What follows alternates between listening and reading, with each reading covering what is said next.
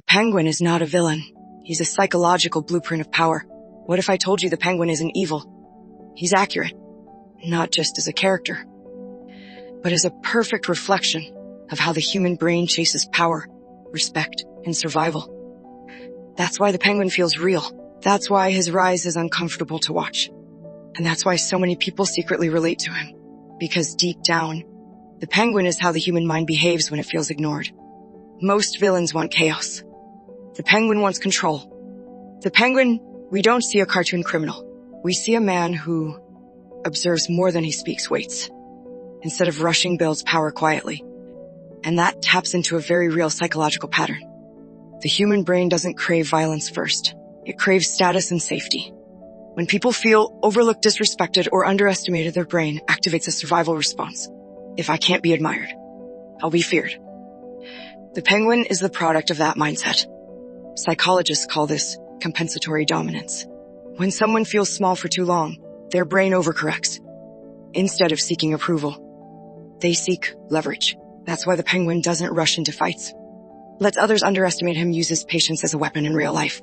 This is common in corporate power struggles, political strategy, street-level leadership in American culture. Being counted out is dangerous because it creates people who play the long game. The penguin isn't strong. He's strategic. Notice how little the penguin talks compared to others. That's not random. Silence triggers discomfort in the human brain.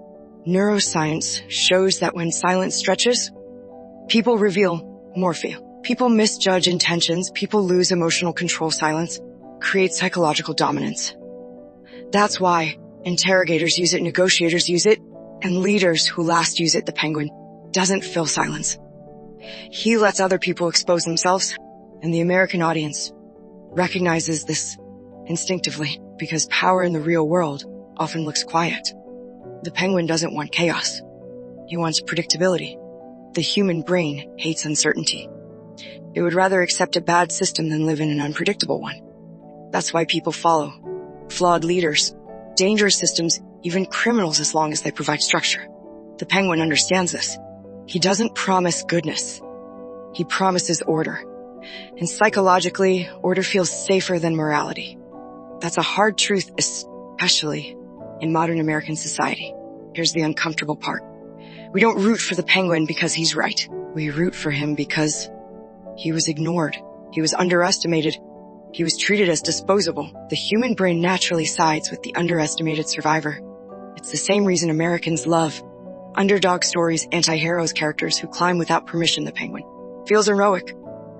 Not heroic, but psychologically honest. The penguin is a warning, not a role model.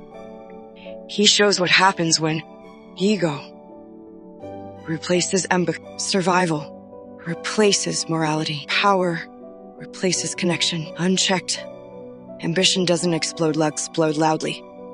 It grows quietly. The penguin isn't scary because he's violent. He's scary because his psychology already exists in real life. And once you are to understand, you'll start noticing him everywhere.